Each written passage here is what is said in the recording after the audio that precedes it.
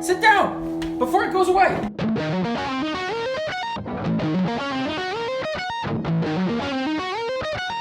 At least one of those was good. Hi, everybody.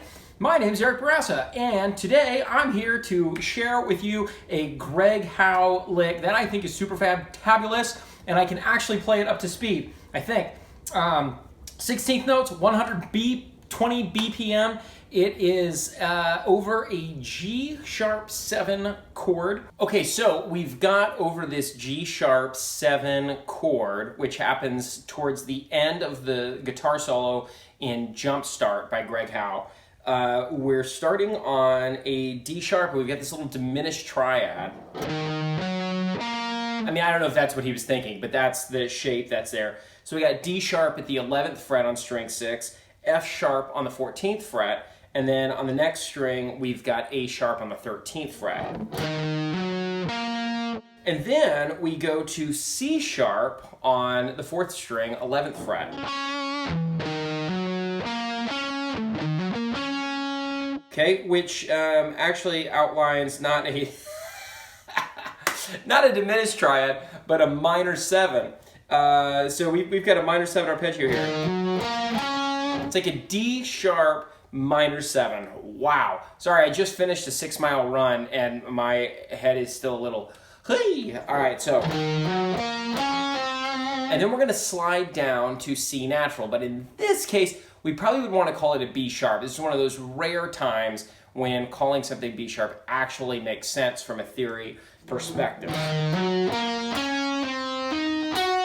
And then we do have a diminished triad starting on that B sharp. So B sharp, or you could call it C at the 10th fret of the 4th string. And then to the 13th fret, D sharp.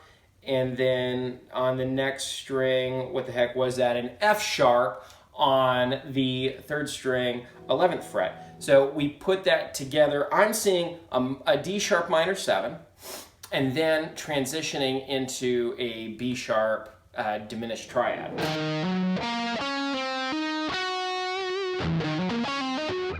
And the way I'm playing this is I'm doing downstroke, hammer, and then on the next string a middle finger pluck, which is not something, Greg Howe wasn't really into hybrid picking back then, but now today, that's probably how he would play it. And for me, it's just way easier.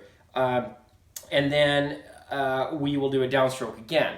So we got down, hammer, middle finger pluck, down, and then we'll slide. Okay, and then we're gonna hammer again, followed by another middle finger pluck. So when you're playing these like triads, just think down, hammer, middle finger pluck on the next string.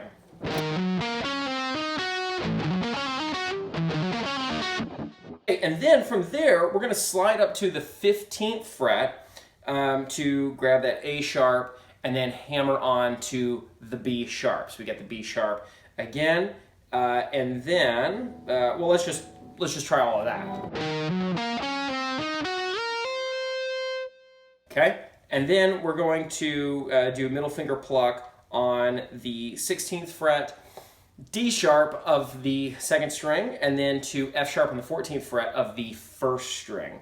So starting from the A sharp on 15 of the 3rd string, it's like that. And then we just add this A sharp on top of it on the 18th fret of string 1.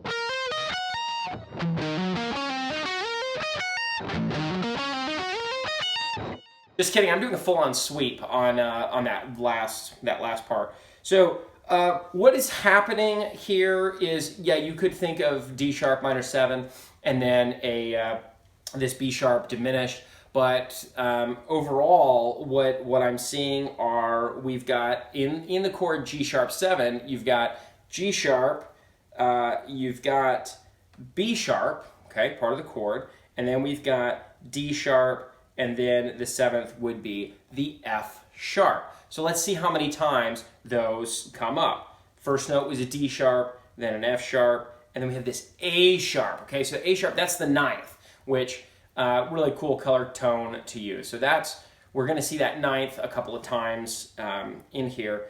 But other than that, we just have chord tones.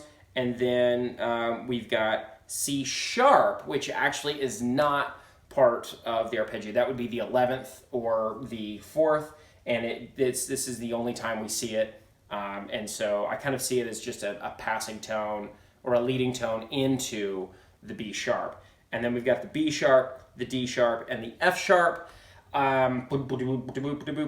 So those are all just chord tones, the 3rd, the 5th, and the 7th. Sliding up to the A sharp, we're back on the 9th, and then hammering on to the B sharp. That's our 3rd, D sharp is the 5th, F sharp is the flat 7, and then A sharp again is the 9th. So really, it's, even though the shape doesn't seem totally like normal at first, it's really just a G sharp 9 arpeggio, and then one time he adds in the 11. So that's what's happening.